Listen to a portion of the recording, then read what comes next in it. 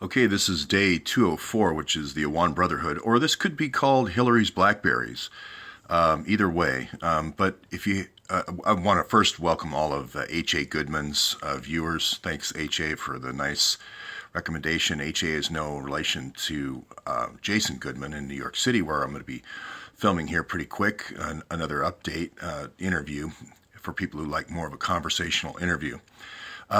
This is about Pakistani nationals, being involved in using Blackberries and potentially Cisco routers and wiretapping to be kind of a spy agency for Hillary Clinton. And this goes all the way back to 2004.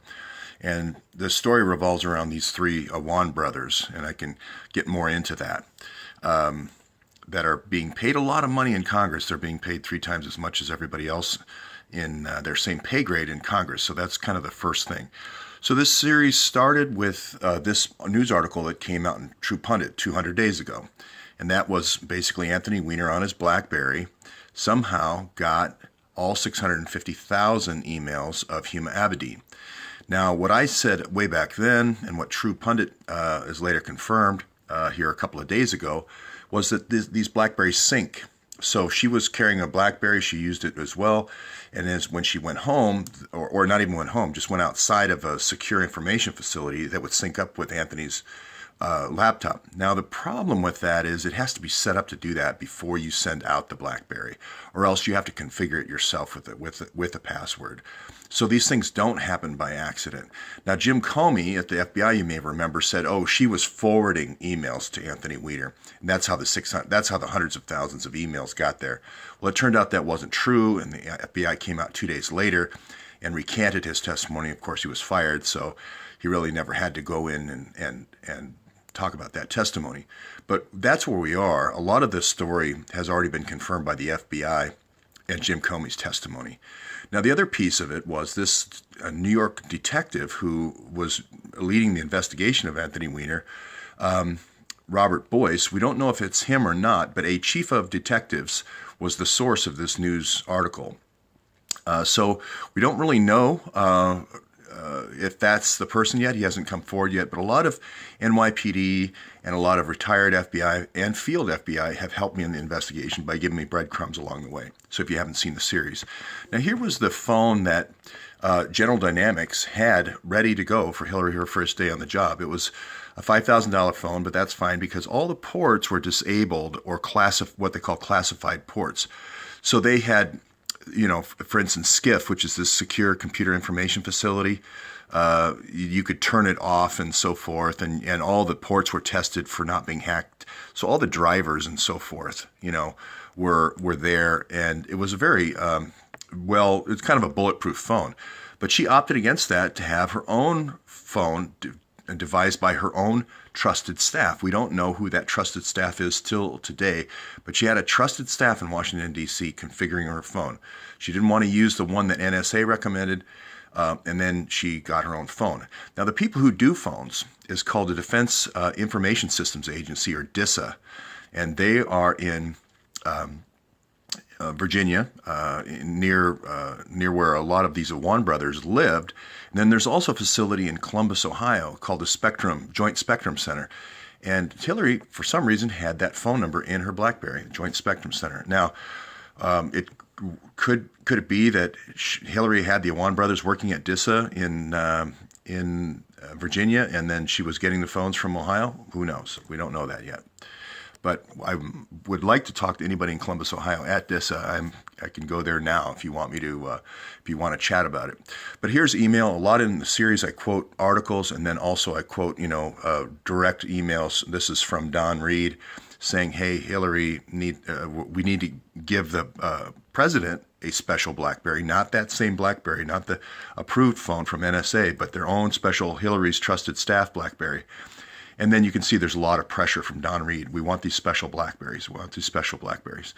We also know that John Podesta put a lot of pressure on people for these special BlackBerries. Again, not the NSA phone, but the special phones that she did with her trusted staff. We still don't know who the trusted staff is. But the reason why this is serious is because a lot of people in very high places were using BlackBerries. Obama's very famous for it. Joe Biden Cheryl Mills at the State Department was using it. Victoria Nuland, who negotiates a lot of oil deals for Joe Biden's children, and Anthony Weiner, very famously. We also know that the key founder of one of the key founders of BlackBerry, Jim Balsillie, got in trouble with stock fraud for $250 million, and they had to pay $600 million in a patent infringement case. So he has strong ties to George Soros, and he has strong ties through the Brookings Institution. So it just didn't look good, at that point. The other thing that didn't look good was this, our current FBI director, acting FBI director, Andrew McCabe. His wife had taken the $675,000 campaign contribution a couple of days after the Hillary story broke about private server in the New York Times. The timing was so close, it seemed odd. He seemed to wall off the Hillary investigation to just the Miami office. He seemed to be making these deals for quid pro quo with Patrick Kennedy to classify some emails and then unclassify them depending on which way the wind was blowing and the press was asking questions. And he seemed to be taking a lot of criticism from other people in the FBI because he was giving immunity to seemingly everyone in the investigation, which isn't usual. And then he's also saying some statements here, F. Flynn and F. Trump, and he's saying some things that don't lead you to believe that he's an impartial person in this. And so I looked at these Awan brothers and I said, this is odd. When this story broke in Daily Caller with Luke Rosiak at the Daily Caller, this is Tucker Carlson's news foundation, that these Awan brothers over those 16 or 14 years I talked about had worked for 80 Democrats, and there was these 20 burglaries. I thought, well, that's not good because a lot of these Democrats work on very sensitive committees. Some of the committees they work on are House Permanent Select Committee on Intelligence, where Adam Schiff's talking a lot about on CNN. And then Homeland Security, Andre Carson's there. Obviously, if you have spies in the country, you could protect them by knowing what's in the DHS databases. You could protect, let's say, illegal rat lines. We call rat lines where drugs could be traded, or even child trafficking, or even organ harvesting. So I thought this was funny because the investigation, for some reason, wasn't involving the FBI, even though people were saying the FBI had been notified, but for some reason they pushed it off to the Capitol Police. I just thought 3 foreign nationals being given top secret information would be something that the FBI would want to look at. Oh, also they said there's another server here that their Awans had, which could have been a collection point for all the BlackBerries in Congress, all those 80 Democrats, because the Senate and the House, I believe the House still uses BlackBerry. So it's not a good situation, because if you did have the phone hacking situation that we had with Anthony Weiner and Huma Abedin, that situation, or what I call a BlackBerry sync or desktop sync type hack, could be used for all the members of Congress and the Senate. So the Senate switched over in July. And then there was this email from Hillary talking to Huma saying, Huma was saying, I'll get a secure phone from Anthony and we'll deliver it, to the airport, to FedEx. And then Hillary's wondering back, well, maybe one of Anthony's trusted staff could bring over the secure phone. So it looks like Anthony Weiner is somehow in charge of this trusted staff. This is right in the hand of Hillary Clinton. So I just asked the question, are the Awan brothers that trusted staff? We still don't know the answer to that. We're collecting evidence. Then another article came out which talked about the stepmother of these 3 Awan brothers, where she accused them. She called the police in January of this year and said they had forced her to change her inheritance over to them, and she was threatened with the kidnapping of her relatives in Pakistan, and her phone was hacked. These guys had the skills to hack phones, which is just interesting. Then all these companies started coming out. There was 12 car companies and lots of different home mortgage companies and technology companies and so forth. So I made a decision. I said, and they own 12 properties, which is odd for people who are so busy working for all these different people in Congress. So I went out, and this is one of the first doors I knocked on, and I went out and knocked on all 12 doors in Washington, D.C.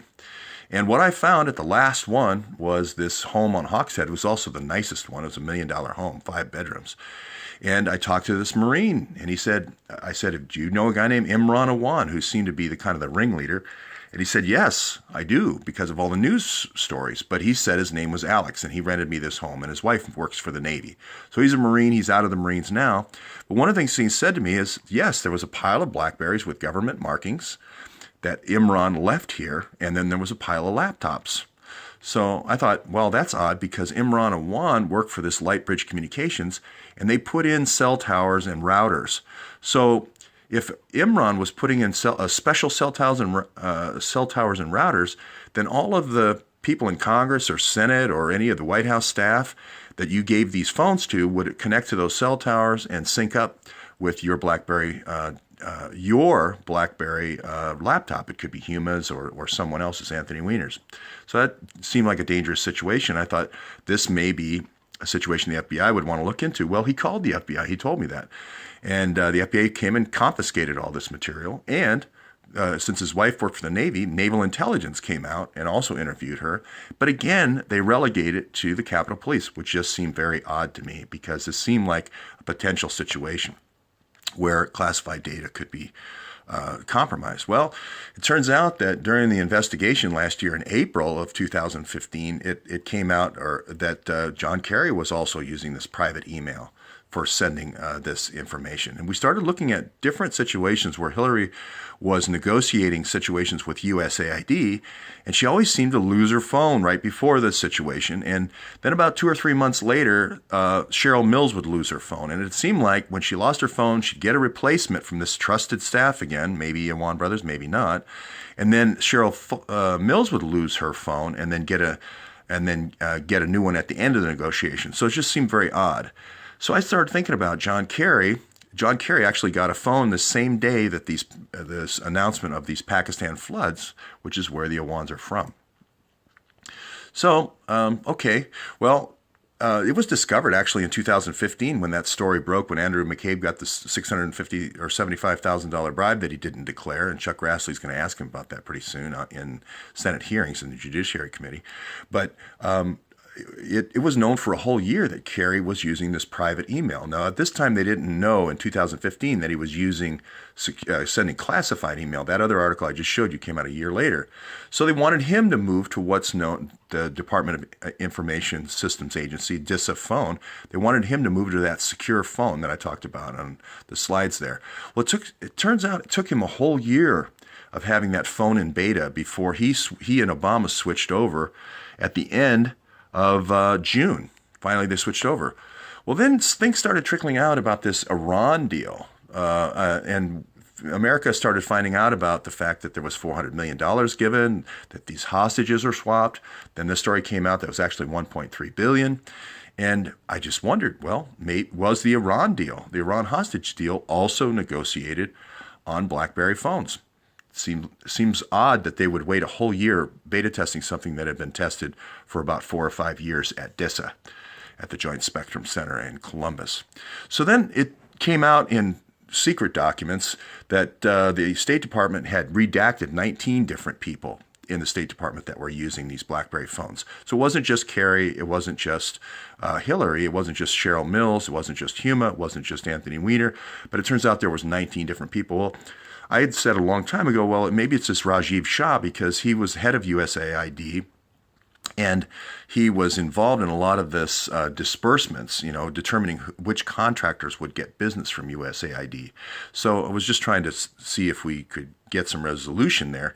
There's also some people that were holdovers at the Clinton Foundation that seem to be getting a lot of top secret information from Hillary about Hillary's schedule and dial-in for phone calls and so forth, which is Doug Band and Justin Cooper and I can't remember the lawyer Lanny's last name right off the bat. But then there's Susan Rice.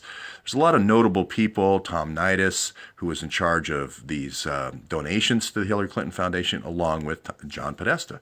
So we don't know any of that yet, but it's interesting that all this information, a federal judge here from Judicial Watch has ordered to be turned over. And for some reason, the FBI and Andrew McCabe, the current FBI director, doesn't want to turn it over for 5 years, which would be beyond the 2020 election that people think Hillary's going to quietly re-enter.